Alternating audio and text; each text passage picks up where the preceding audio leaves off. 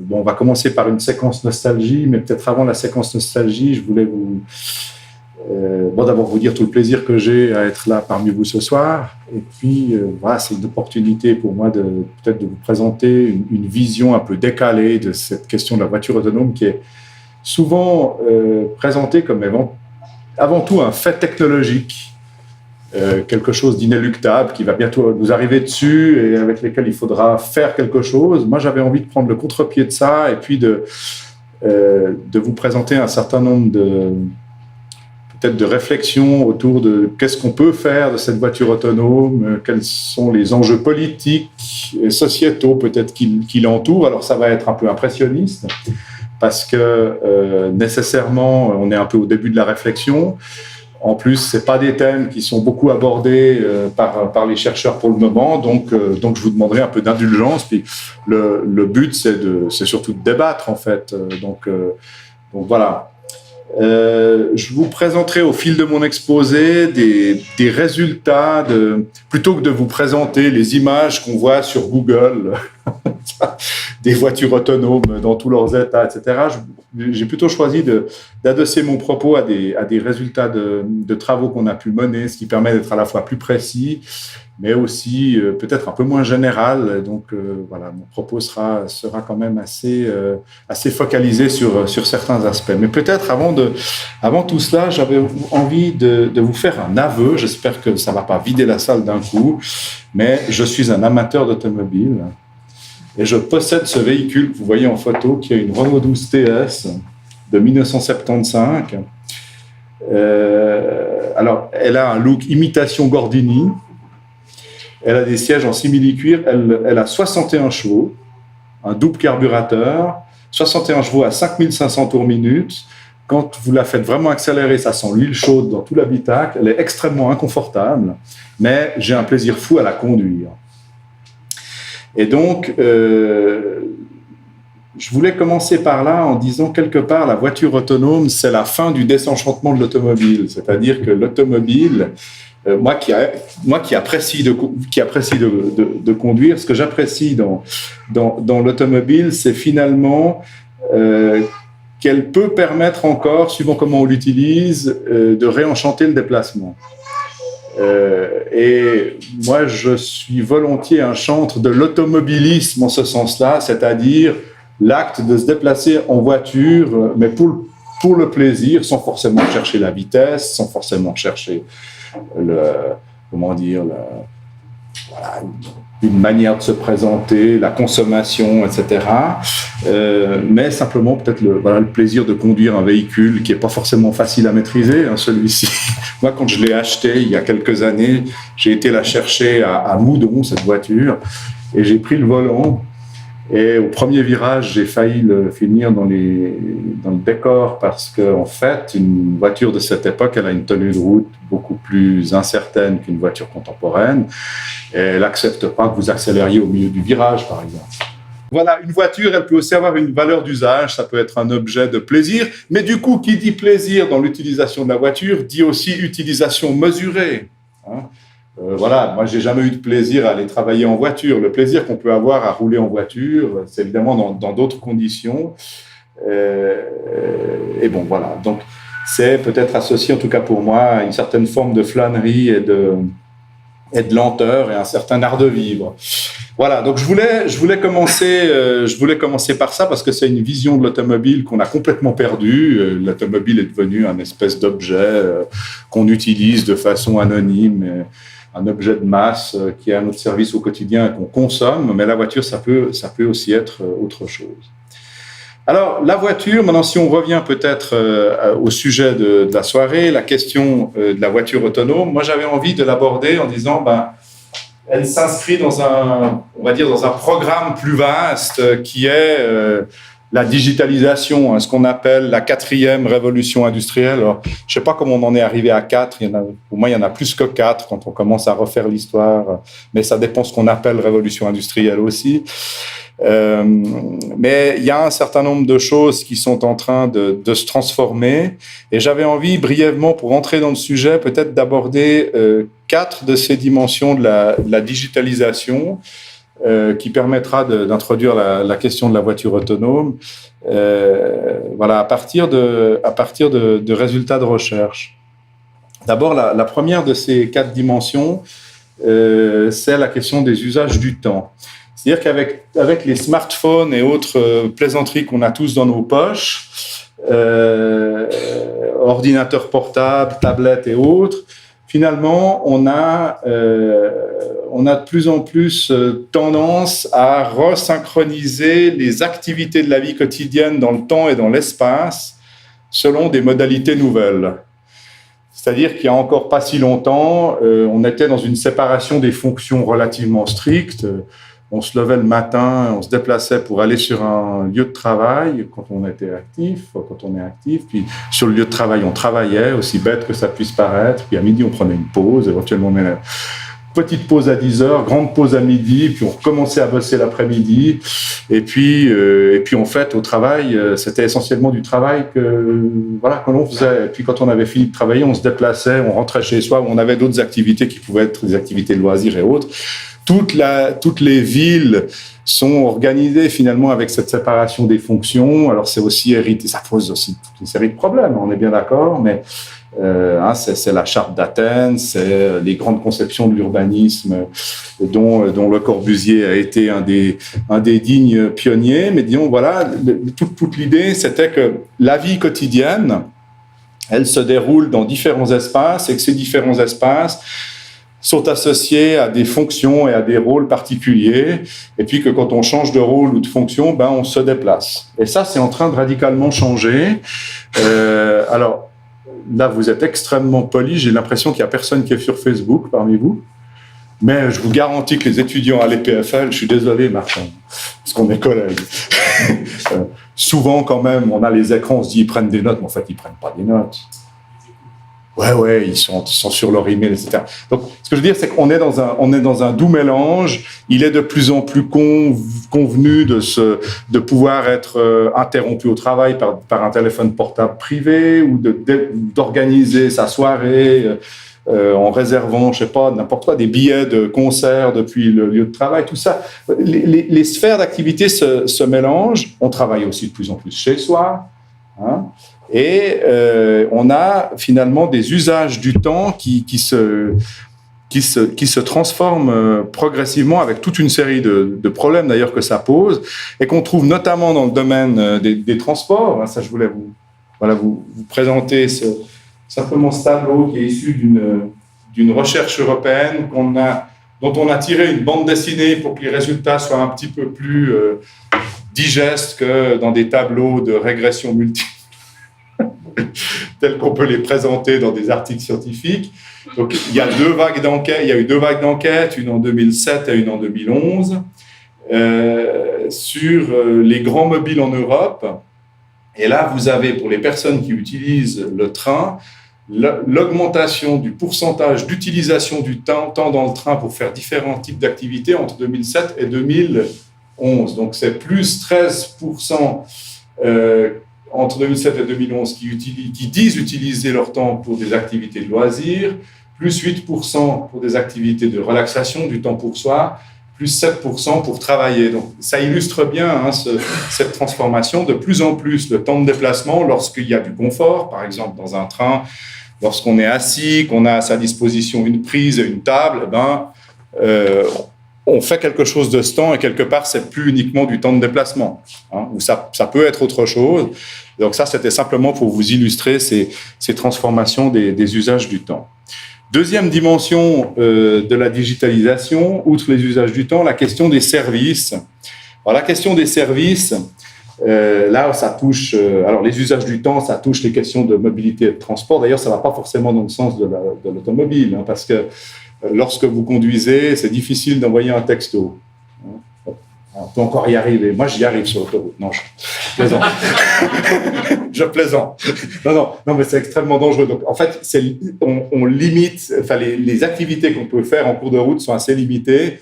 Et on voit chez la jeune génération, tout à l'heure, tu parlais du fait que le permis de conduire beaucoup de jeunes ne le passent plus ou n'ont pas de véhicule. On voit que dans la perte d'attractivité du permis de conduire, c'est une des dimensions, en disant que ça sert à quoi finalement de conduire une voiture. Moi, pendant mon trajet, j'ai envie de pouvoir faire autre chose. Donc, ça en fait partie, c'est un des nombreux éléments. Donc ça, c'est pour les usages du temps. Les services, on est quand même dans un monde, une économie où on a un passage progressif. Alors, on peut discuter sur l'étendue de ce passage. Là, il y a différentes hypothèses qu'on peut faire, mais il y a un passage progressif quand même de la possession aux services auxquels on a accès. Posséder des objets, c'est peut-être moins généralisé en termes de désir que par le passé. Après, dans la période contemporaine, on est effectivement beaucoup plus peut-être sensible à des questions d'accès. Alors, évidemment, dans le domaine des transports, on pense immédiatement à la question de l'autopartage. On pense plus généralement à l'économie du partage. Mais là, moi, j'avais envie de vous présenter rapidement cette personne qui s'appelle Aurélie Duy. C'est son vrai nom. Elle nous a autorisé à l'utiliser. Aurélie Duy, on l'a rencontrée dans un atelier qu'on a réalisé l'année dernière sur les modes de vie aspirationnels. Et elle nous a semblé intéressante parce que c'est quelqu'un qui est graphiste et qui est complètement multirésidente et qui fait appel dans son mode de vie à de très nombreux services. C'est-à-dire là, vous avez une représentation de son espace de vie quotidien. Donc, c'est une graphiste qui travaille avec des clients dans différents pays européens, dont Londres, dont Paris, dont à Nantes. Elle est basée, ce qu'elle appelle son camp de base, dans une région française qui s'appelle le Perche, dans laquelle je ne suis jamais allé, mais elle m'a donné envie d'y aller. Ça a l'air absolument bucolique. Je ne sais pas si certains d'entre vous connaissent. Puis ce qu'elle dit, mais moi, dans le fond, je n'ai pas de bureau. Je travaille que dans des espaces de coworking. Comme je suis graphiste, il y a toute une série de choses qui sont en ligne. J'ai un espace en ligne dans lequel je retrouve ou que je me connecte dans un espace de coworking l'ensemble des travaux que j'ai à réaliser, les logiciels avec lesquels je travaille. Donc, voilà, je trouve que c'est un exemple assez... elle va assez loin dans l'exercice, mais je trouve que c'est assez intéressant parce qu'elle montre... elle montre que ces modes de vie qui se construisent autour des services, finalement, se développent, et pas nécessairement dans des professions de catégories socio-professionnelles très élevées ou associées à des revenus extrêmement élevés. C'est pas quelqu'un qui a un revenu important. Voilà, c'est un choix de vie qu'elle a fait et que je trouve tout à fait typique de cette évolution que permet la digitalisation en termes de services. Troisième dimension que je voulais brièvement présenter, la question de l'automatisation. Donc, vous voyez que là, on se rapproche un petit peu de la voiture autonome. Alors ça, c'est la fameuse expérimentation portée par mes collègues de l'EPFL, notamment à Sion, avec les minibus autonomes, qui, soit dit en passant, sont plus une alternative à la marche à pied qu'à l'automobile. C'est très très lent, c'est quand même un petit peu laborieux, même si évidemment ça a un côté très stimulant sur le plan technologique. Disons, cette automatisation, on sait qu'on est au tout début, et l'idée, c'est finalement le remplacement d'un certain nombre de tâches qui étaient réalisées par l'être humain et confier ces tâches à des machines. Alors ça va évidemment de la question des caisses dans les supermarchés, en passant par toute la question de la conduite, la conduite d'un train, la conduite de transport en commun, etc. Ça peut se décliner dans toutes sortes de domaines, et il y a un certain nombre de philosophes et de chercheurs. Là, peut-être pour en citer un, je citerai Bernard Stiegler, qui s'émeuvent beaucoup de cette automatisation en disant attention, ça pose un certain nombre de problèmes d'exclusion, de problèmes de destruction du travail, sachant que le travail est, dans notre société, quand même le ciment de l'intégration sociale. Donc, on est vraiment là au milieu d'un domaine qui est extrêmement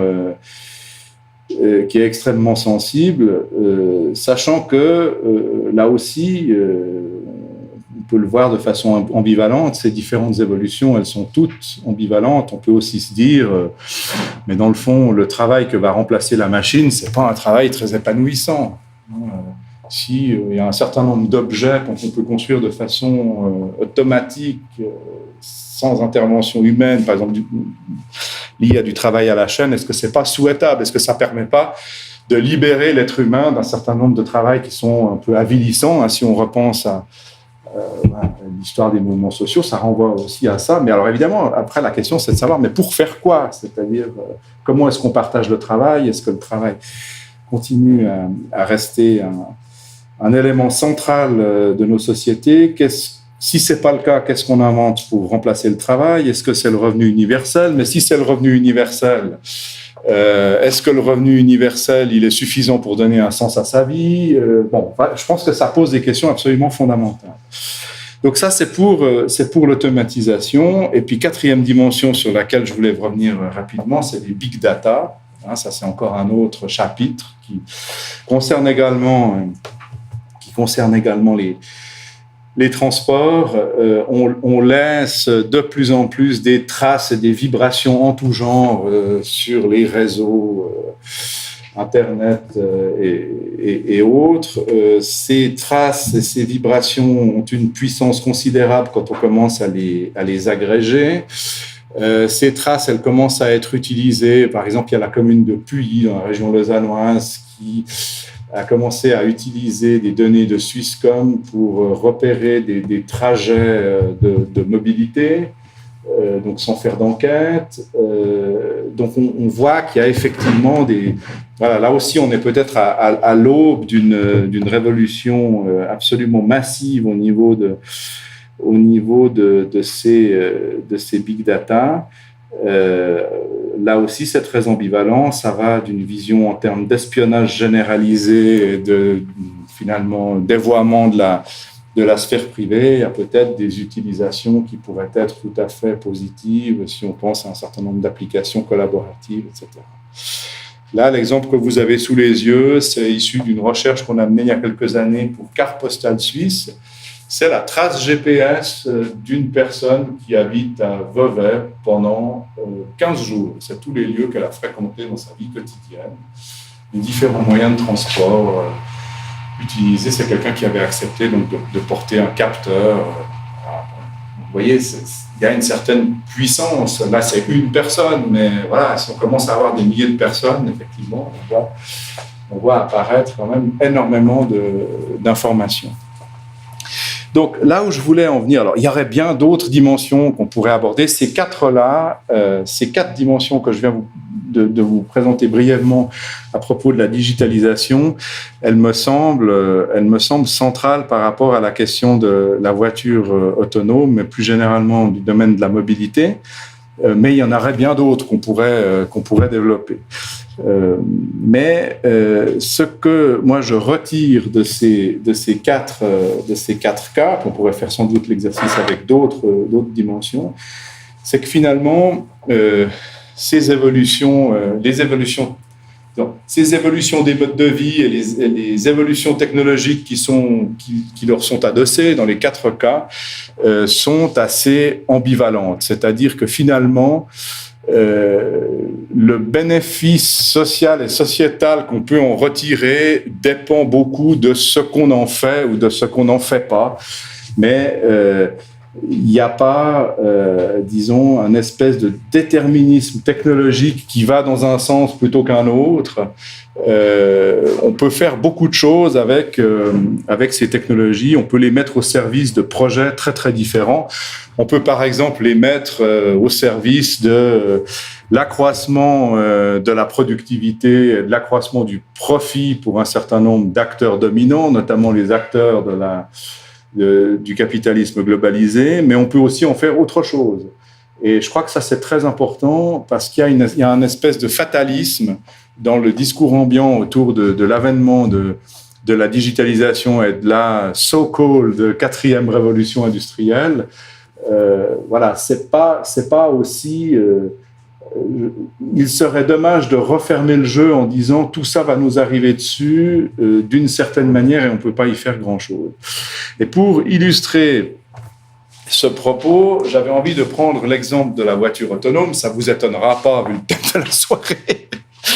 Et en vous disant, dans le fond, la voiture autonome, si on la réfléchit en ces termes, il y a 3 enjeux centraux qu'elle dévoile et dont on parle finalement pas beaucoup quand on parle de voiture autonome. En fait, ce qu'on entend quand on entend parler de la voiture autonome, c'est des espèces de débats d'experts sur est-ce qu'elle est sur nos routes dans 5 ans ou dans 10 ans ou dans 7 ans et demi. Vous avez des blogs californiens alors c'est un peu coup de bluff sur coup de bluff et contre coup de bluff, etc. Donc il y a tout cet aspect des choses. Si vous allez au salon de l'auto, par exemple sur le stand, Chrysler Fiat, il y a une voiture autonome, ils tiennent tout un discours là autour, ça fait rêver, etc. Mais on est toujours dans la sphère de la technologie. Donc le grand débat, c'est de savoir quand elle va arriver. Et puis, l'autre grand débat, mais qui est un peu plus petit, mais qui est quand même un grand débat, c'est de savoir est-ce que la voiture autonome, finalement, on va réussir à adapter le droit pour qu'elle puisse circuler. Avec toujours un espèce de sous-entendu, les sociétés sont en retard, est-ce qu'on va réussir à s'adapter à temps, enfin, cette espèce de discours.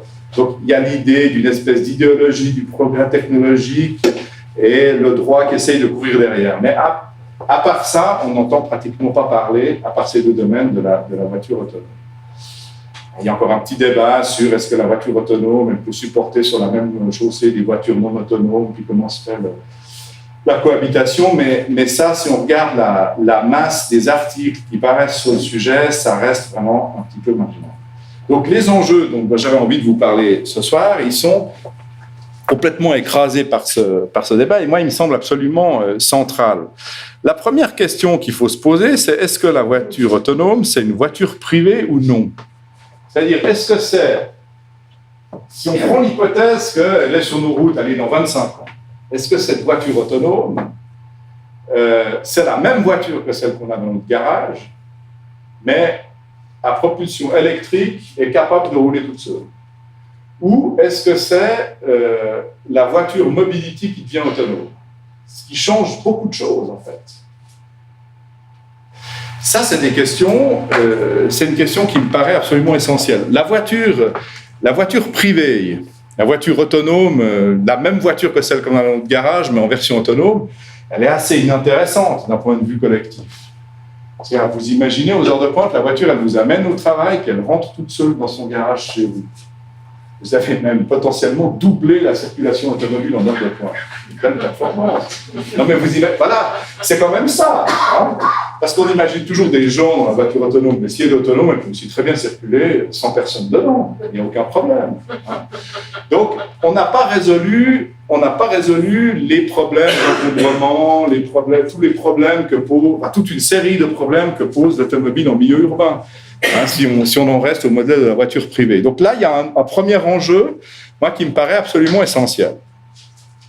Deuxième enjeu, si on dit, oui, la voiture autonome, elle ne doit pas être une voiture individuelle. Alors évidemment, la deuxième question qui vient juste derrière, c'est, OK, alors comment elle prend sens dans un système de transport plus général, et notamment par rapport au transport collectif ? Alors pour vous raconter une anecdote par rapport à ça, il y a à peu près une année, un petit peu plus, non, c'était en automne 2015, les services de Doris Leuthard m'ont convoqué à Berne. Mais vraiment, il fallait poser le stylo puis venir le lendemain. C'était la panique à bord. Les CFF avaient tout d'un coup une peur panique de la voiture autonome. Ils avaient l'impression que la voiture autonome, finalement, remettait en question jusqu'aux investissements qu'on avait votés le tristement célèbre 9 février 2014 pour Five, ça s'appelait, je crois, là. Les 6,4 milliards pour le rail. Ils disaient, mais avec la voiture autonome, on va perdre des usagers, le train, c'est beaucoup trop cher, et donc on est un peu... voilà. Et donc, les services de notre ministre des Transports, pour essayer de répondre à cette espèce d'état d'esprit un peu... qu'on a retrouvé d'ailleurs dans d'autres entreprises. Moi, je travaille beaucoup pour la SNCF. Il y a eu le même genre de débat en interne à la SNCF. Pour tenter d'y répondre, on a convoqué la figure de l'expert, n'est-ce pas? Et donc, je faisais partie des gens qu'on a invités à venir tenir un discours sur le sujet. Mais donc, cette question de comment la voiture autonome, si elle n'est pas individuelle et possédée, comment est-ce qu'elle prend sens dans un système de transport, c'est effectivement une question absolument centrale. La question, c'est en particulier de savoir, est-ce que la voiture autonome, elle va fonctionner en train de voiture sur des autoroutes, sur de la longue distance, et donc concurrencer les CFF et je ne sais qui d'autre, hein, ou est-ce que la voiture autonome, elle va permettre de reprendre des segments d'offres de transport collectif pas rentables du tout, il n'y a pas de massification des flux, ou inexploitables, comme par exemple la nuit, ou dans des morceaux de réseau de cartes postales où on n'arrive absolument pas à offrir un service à peu près correct parce qu'il y a à peu près personne qui habite dans ces régions, et donc les 3 ou 4 bus par jour qu'on met ont, je sais pas, 14 ou 15% de couverture de leur charge d'exploitation, et tout le reste, c'est pour la collectivité. Donc là, il y a vraiment aussi une grande question, c'est comment on pense cette intermodalité, c'est-à-dire la voiture autonome dans un système des transports qui serait pensé comme un tout. Elle prend quel segment, pourquoi et comment? Ça, c'est une deuxième question qui me paraît absolument essentielle. Et on pourrait même ajouter qu'autour de cette question, il ne faut pas que les pouvoirs publics fassent du staccanovisme. Et moi, c'est ce que j'ai dit à Berne, puisqu'on m'avait invité à y aller, en disant, mais vous n'allez quand même pas vous amuser à organiser la concurrence des services que vous financez. J'entends, ça n'a pas de sens, hein. C'est le syndrome d'EasyJet et du TVGV Genève-Paris. Hein. Vous connaissez cette histoire. Hein. On investit, la Suisse investit combien de millions dans le raccourcissement de la ligne TGV Genève-Paris en passant par la ligne c'est 250 millions, quelque chose comme ça, non? Comme ça, de mémoire. Et puis, parallèlement, on ouvre une liaison EasyJet Genève-Orly. Et puis maintenant, on est dans une situation où TGV Lyria dit on n'a même pas 50% de part de marché sur Genève-Paris. C'est hallucinant. J'entends, faut pas se mettre dans des situations au nom de la soi-disant concurrence. Là, vous voyez, je essaie de vous réveiller là. Bon, j'espère qu'on va débattre un petit peu après. Où finalement, c'est de la très mauvaise gestion des fonds publics, ça. Moi, je suis furieux qu'on ait mis 250 millions dans un TGV. Si on est incapable de le rentabiliser derrière, déjà que c'était extrêmement osé de financer de l'infrastructure à l'étranger, mais si en plus c'est pour se couper l'herbe sous les pieds en développant de l'offre extrêmement polluante par transport aérien à bas coût sur la même relation, ça n'a absolument aucun sens. Donc, le même genre de raisonnement, on peut le faire sur la voiture autonome. Ça n'a absolument aucun sens d'autoriser, ou voire même d'être les promoteurs d'un système de voiture autonome sur autoroute si on investit 6,4 milliards dans le rail et son développement sur ces 30 prochaines années en Suisse. Hein. Donc là, il y a vraiment des enjeux qui sont très importants. Et puis, le troisième sujet, qui me paraît aussi absolument central, c'est la question de la gouvernance. C'est-à-dire, si on dit la voiture, mes 3 points, si vous voulez, on peut les prendre comme un arbre. Voiture privée ou non. Donc, si on répond non, elle n'est pas privée, la question suivante, c'est quelle intermodalité? Si on répond, c'est une intermodalité de complément au système de transport collectif et à l'ensemble des autres offres qui existent, alors se pose la troisième question, mais du coup, c'est quoi la gouvernance du système? Hein? C'est-à-dire, et de nouveau, est-ce que c'est Google ou des opérateurs internationaux, style, on a aussi Uber là qui débarquent et puis qui font un petit peu la loi et puis qui finalement contraignent un petit peu le système en jouant dans ses marges et dans ses limites, ou est-ce qu'on est sur un mode plus associatif? Est-ce que c'est les pouvoirs publics qui se saisissent de ces questions et créer des sociétés pour exploiter ces voitures autonomes? Est-ce que c'est les opérateurs de transport collectif classiques? Est-ce que c'est les TPG qui remplacent une partie de son réseau de campagne par des véhicules autonomes qui d'ailleurs sont pas forcément de la taille d'une voiture? Ça peut être des minibus, ça peut être des midibus, rien ne nous indique que forcément il doit y avoir 5 places, il peut y en avoir 15 ou il peut y en avoir 30. Ça, c'est pas, Donc, mais la question qui se pose là derrière, c'est quoi la gouvernance du système? ces services, ils sont offerts par qui? Dans quel but? Est-ce qu'il y a des missions de service public qui y sont associées? Quel est le modèle économique qu'on souhaite voir se développer? Sachant que évidemment, il y a un certain nombre d'intérêts. Les firmes automobiles qui sont quand même extrêmement puissantes, elles nous le montrent d'ailleurs ces jours au salon de l'automobile. J'ai appris, petite parenthèse, j'ai appris par le directeur de Palexpo l'argent que mettait par exemple une firme comme Mercedes dans son stand au salon. J'étais soufflé. Qu'est-ce que vous pensez qu'ils mettent combien? Le stand Mercedes du salon de l'automobile pendant 10 jours. Tu dis combien? Ça se chiffre en millions, oui. 24. Ça c'est quand même une démonstration de puissance. Voilà. Moi je le crois sur parole. Je ne vois pas que Monsieur Échivard, directeur de Palexpo, dit n'importe quoi là-dessus. Je vois pas tellement le bon. Mais voyez, voilà. Donc on est face à simplement, je vous dis ça pour vous dire, on est face à des acteurs qui sont quand même extrêmement puissants. Donc cette question de la gouvernance pourra pas se faire contre eux. Ça, faut être réaliste. Mais il y a peut-être quand même un certain nombre de moyens de trouver des stratégies gagnantes le cas échéant. Si on s'intéresse à ces stratégies gagnant-gagnant et qu'on prend l'exemple d'une ville, par exemple Genève, finalement, quels sont les moyens de pression dont disposent les pouvoirs publics pour essayer d'avoir ce système de voitures autonomes qui serait plutôt collectif, qui serait en complément d'un certain nombre de moyens de transport, ou en tout cas que ce soit discuté et qu'on ne soit pas dans une espèce de concurrence sauvage, et dont la gouvernance serait à peu près, j'allais dire correcte, c'est pas le bon mot, disons serait acceptée, acceptable, et finalement serait au service d'un certain nombre d'intérêts collectifs. Eh bien, je crois qu'il y a une dimension dont on parle beaucoup trop peu. C'est que finalement, pour pouvoir faire circuler des voitures autonomes, il va falloir un investissement public quand même extrêmement important. C'est-à-dire que pour que des voitures autonomes puissent circuler, il faut qu'il y ait des bases de données qui donnent de l'information en temps réel sur toute une série de choses. Les chantiers. Alors, si vous bloquez une rue, vous imaginez la rue du Grand Pré qui est bloquée depuis je ne sais pas combien de temps, là, une voiture autonome qui arrive là-dessus, vous avez l'embouteillage, je ne sais pas très bien comment ça se passe, etc. D'où le titre, bientôt des bouchons de voitures autonomes. Si on a des bouchons de voitures autonomes, c'est qu'on a, dans 25 ans, c'est qu'on a raté le truc, quoi. C'est qu'on est passé à côté.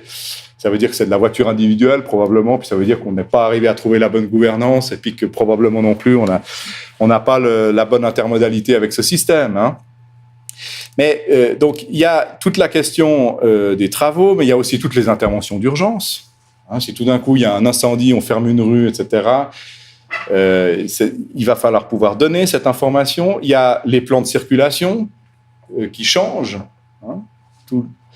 Il y a toute une série de choses comme ça qui devront alimenter des bases de données en temps réel pour que ces véhicules puissent circuler. Et il n'y a que, si on y réfléchit 5 minutes, il n'y a que les pouvoirs publics dans leur ensemble qui peuvent alimenter ces bases, parce que la planification des travaux, les interventions d'urgence, tous ces domaines sont finalement en main publique. Mais s'il faut aller documenter, en plus de faire, de dire, OK, donc il y a un incendie boulevard Karl Vox, donc on envoie 4 voitures de pompiers et il faut bloquer la rue, donc il faut immédiatement signaler ça au service qui gère la circulation au niveau de l'autonomie des voitures. Vous imaginez, bon, d'abord, en parenthèse, ça crée de l'emploi, ça, parce que c'est des emplois qui n'existent pas. Non, mais si, c'est quand même. Probablement que ça en crée moins que ça en supprime, mais bon, ça c'est par ailleurs. Mais voyez, donc là il y a un moyen quand même de négociation qu'il ne faut pas du tout sous-estimer. C'est-à-dire que pour que des firmes comme Mercedes, qui payent très cher des stands au salon de l'auto, puissent faire circuler des voitures autonomes, ça suppose qu'il y a toute une infrastructure publique qui s'est mise en place. D'ailleurs, indépendamment de la voiture autonome, si on pense à la voiture électrique, c'est un des obstacles au développement de la voiture électrique actuellement. C'est-à-dire qu'il n'y a pas de borne de recharge dans les pays européens, et parce qu'on ne sait pas très bien comment les financer, puis que les pouvoirs publics n'y voient pas jusqu'à présent un intérêt absolument manifeste. Donc on voit que ça peut avoir des effets de ralentissement de la mise en service d'évolution technologique. Et donc là aussi, pour le cas de la voiture autonome, je pense que c'est vraiment un élément qui est important. Donc la conclusion sur laquelle je voulais arriver par rapport à toutes ces questions, vous la trouvez sur ce slide, c'est que finalement, la voiture autonome, c'est une question politique. C'est bien sûr une question technologique, mais c'est aussi et sans doute surtout une question politique, c'est-à-dire finalement au service de quoi on veut mettre ce système technique qui est a priori ambivalent, c'est pas défini. Et évidemment, moi dans une optique à la fois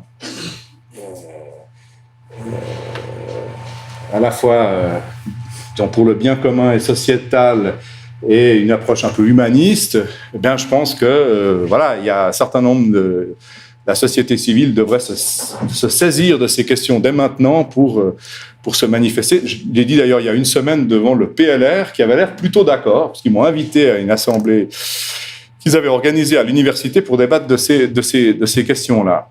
Donc je pense vraiment que c'est une question qui devrait être mise à l'agenda. Alors si on dit, oui, ok, d'accord, alors sortons de la peur, essayons de voir ce qu'on peut faire avec ce genre de système technique, qu'est-ce que ça veut dire? Alors là, je reprends ma casquette de chercheur pour la fin de mon exposé. Je vous rassure, j'en ai encore pour 10 minutes, puis après, le calvaire sera fini. Il y a dans les sociétés occidentales, et ça c'est un des étonnements de l'année 2016 dans les recherches qu'on a pu mener au Lasur, il y a un désir massif de ralentissement des modes de vie. Alors ça c'est un chiffre, 78% de la population souhaite ralentir. C'est issu d'une recherche qu'on a menée sur les modes de vie urbains désirés, les modes de vie désirés, urbains ou pas urbains, dans 6 pays, le Japon, la Turquie, les États-Unis, l'Allemagne, la France et la Grande-Bretagne. Et dans tous ces pays, y compris la Turquie, on a ce désir de ralentissement. C'est-à-dire que si je refais la boucle par rapport à ce que je vous disais au départ, la transformation des rythmes de vie avec le mélange des activités et des fonctions, le fait que l'avènement d'un monde plus serviciel, l'automatisation d'un certain nombre de services, finalement crée une situation qui est vécue comme une accélération de la vie quotidienne.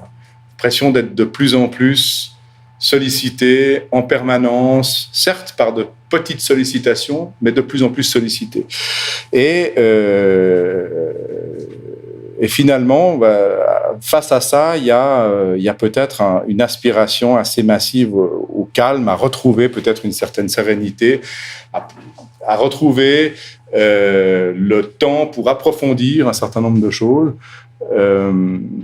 Et c'est quelque chose qui est apparu moi je pensais que c'était un rêve d'intello un peu égaré, hein. Il y a des philosophes qui travaillent là-dessus, notamment le philosophe allemand Hartmut Rosa.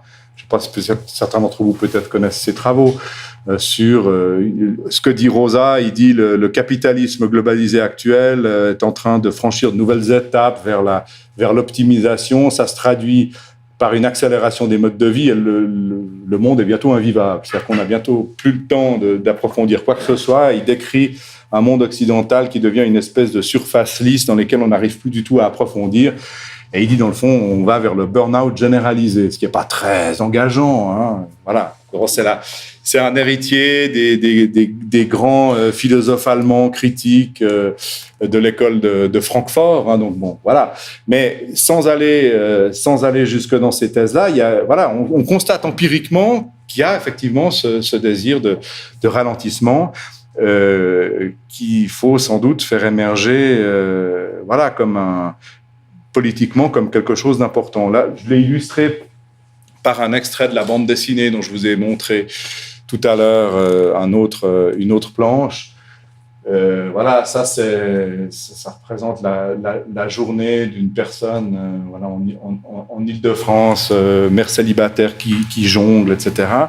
Bon, voilà, on voit bien de quoi il s'agit. Donc, ce désir de ralentissement, c'est sans doute quelque chose sur lequel on peut s'adosser pour développer des systèmes de transport, et notamment de voitures autonomes qui sont peut-être plus en prise avec les désirs de la population. Pour terminer, j'avais envie de vous présenter, toujours dans l'optique, le futur n'est pas dessiné, il dépend de la politique qu'on veut mener. 3 futurs possibles de la mobilité en 2050, c'est un exercice qu'on a fait il y a 1 année et demie dans le cadre des travaux préparatoires de la COP21, qui s'est tenue, comme vous le savez, à Paris. C'est un travail qu'on a mené pour la SNCF, donc qui portait sur la France. Et on a travaillé un peu à la manière du GIEC, c'est-à-dire par conférence de consensus de spécialistes. C'est-à-dire qu'on s'est réunis pendant à peu près 6 mois. Ça a été très ambitieux pour l'agenda, parce que moi, j'ai dû me rendre à Paris très régulièrement pour ça, mais c'était absolument passionnant, avec des spécialistes des big data, des spécialistes des nouveaux moyens de transport, des spécialistes de la voiture autonome, des spécialistes en prospective du marché à la SNCF, des économistes des transports. Ces spécialistes, ils ont dessiné ensemble 3 scénarios qui leur semblaient possible et cohérent de mobilité du futur. Et donc, on a vraiment travaillé en conférence de consensus jusqu'à ce qu'on soit tous d'accord sur le scénario. Et donc, ça a donné ces 3... alors après, il y a les services de com de la SNCF qui sont passés derrière, d'où les mots ultra-mobilité, toujours plus vite, toujours plus loin comme slogan, alter-mobilité, se déplacer autrement, et puis proximobilité, la qualité de vie de la proximité. Et ça, ouais. Alors, qu'est-ce que ça veut dire sur les détails ? Ultramobilité, donc chaque fois on a amplifié un certain nombre de tendances existantes, et puis on s'est intéressé aux impacts que ça pouvait avoir sur la mobilité. C'est la poursuite du développement de ce qu'on appelle les grandes mobilités liées au travail, l'éloignement domicile-travail, la poursuite de la périurbanisation, le développement des démarches et des achats en ligne et du télétravail. Donc, quelque part, c'est la poursuite de ce monde, qu'est-ce qu'il faut dire, qui accélère. Mais c'est quand même un scénario, on peut dire, c'est pas le scénario qui avait qui avait notre sympathie dans le groupe, mais c'est un scénario intéressant parce qu'il permet de poursuivre des tendances existantes, voire de les radicaliser, puis de voir ce que ça donne en termes de mobilité. Donc ça, c'était le premier scénario. Vous voyez que ça donne, en termes de demande totale de mobilité, plus 30% des véhicules kilomètres à l'horizon 2050. Le scénario altermobilité, donc là, on a amplifié d'autres tendances. On a amplifié la tendance à l'aspiration de moins d'automobiles dans la vie quotidienne. C'est-à-dire qu'on voit dans toute une série d'enquêtes une espèce de rupture chez les moins de 30 à 35 ans, où l'automobile cesse d'avoir cette espèce de pouvoir magique qu'il avait peut-être sur des gens, je dirais, de ma génération, en termes de symboles d'autonomie, de liberté, etc. Et c'est notamment lié au système de communication à distance et au fait que ces systèmes de communication à distance, quand on conduit une voiture, on ne peut pas véritablement les utiliser. Donc on a radicalisé un peu cette tendance en disant l'automobile possédée à titre individuel continue à devenir, à continuer à se ringardiser d'une certaine manière. Donc il y a des motorisations des ménages urbains, une plus grande sensibilité aussi au lien entre activité physique et santé, et puis amplification de la disposition à utiliser d'autres moyens de transport que l'automobile seul. Donc ça donne se déplacer autrement.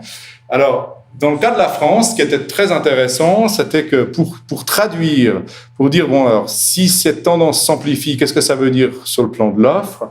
On a eu beaucoup de peine à établir le scénario. Ça a été le plus difficile à établir parce que la mobilité, elle reste dans ce scénario-là. Les gens continuent à se déplacer, 3 à 4 déplacements par personne par jour.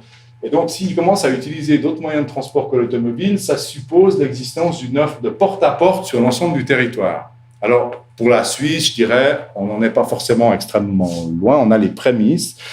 pour la France, où vous avez des pans entiers du territoire totalement dépourvus de systèmes de transport collectif, évidemment, l'enjeu était beaucoup plus important. Et c'est là où, effectivement, le covoiturage, l'autopartage et peut-être la voiture autonome en mode de transport collectif pourrait avoir tout son sens. Troisième scénario, proximobilité, un scénario assez radical qui dit en gros, la mobilité cesse d'être une valeur valorisée dans la société. Jusqu'à présent, plus vite, plus loin, et c'était le cas dans les deux premiers scénarios, continuaient à être des choses valorisées. Là, ça se retourne. Ce qui est valorisé, c'est la qualité de vie, c'est être présent dans la proximité. Et donc, on est dans un scénario où finalement, c'est beaucoup plus les objets qui se déplacent que les personnes. Donc, c'est un scénario du télétravail, c'est un scénario du téléachat à grande échelle, c'est probablement le scénario de l'imprimante 3D, etc., etc. Mais là, l'enjeu des transports, c'est beaucoup plus le transport de marchandises que le transport de voyageurs et de personnes. Et donc, dans ce troisième scénario, si on réfléchit à la voiture autonome ou à l'autonomie des systèmes de transport, là, c'est plus sur les systèmes de logistique que ça prendrait tout son sens. Alors, c'est le camion autonome, le train de camion, c'est certainement le ferroviaire de fret aussi plus ou moins autonome, c'est le drone qui vous apporte les livres, non, j'en sais rien, je sais pas, voilà. Mais disons, les enjeux se sont déplacés là.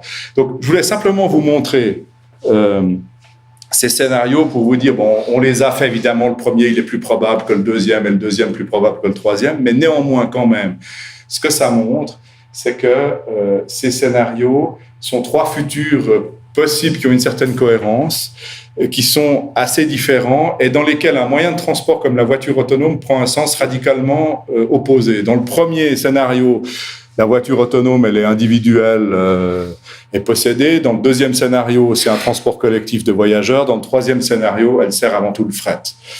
Donc, on est vraiment dans des choses assez différentes. Là, je vous ai encore mis, ça c'est les calculs qui avaient été réalisés par la SNCF en termes de répartition modale à l'horizon 2050 pour les trois scénarios sur la base d'un certain nombre de modélisations. Où vous voyez, par exemple, le véhicule partagé va prendre des proportions de 8% dans l'intermobilité, 11% de part modale en véhicule kilomètre dans Proximobilité. Donc, c'était simplement pour illustrer le propos. Évidemment, tous ces chiffres sont faux, puisque c'est un exercice de prospective et que bien malin qui pourra dire l'avenir. Voilà, je m'arrête là. Merci.